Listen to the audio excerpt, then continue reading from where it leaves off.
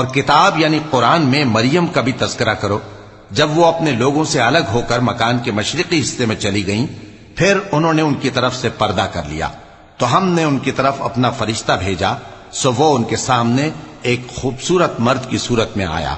مریم بولی کہ اگر تم پرہیزگار ہو تو میں تم سے بچنے کے لیے رحمان کی پناہ لیتی ہوں۔ فرشتے نے کہا کہ میں تو تمہارے پروردگار کا بھیجا ہوا یعنی فرشتہ ہوں، اور اس لیے آیا ہوں کہ تمہیں پاکیزہ لڑکا بخشوں۔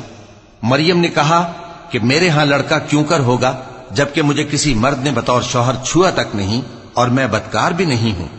فرشتے نے کہا کہ یوں ہی ہوگا، تمہارے پروردگار نے فرمایا کہ یہ مجھے آسان ہے، اور میں اسے اسی طریق پر پیدا کروں گا تاکہ اس کو ہم لوگوں کے لیے اپنی طرف سے نشانی اور ذریعہ رحمت بنائیں، اور یہ کام مقرر ہو چکا ہے۔ چنانچہ وہ اس بچے کے ساتھ حاملہ ہو گئیں اور اسے لے کر ایک دور جگہ چلی گئیں۔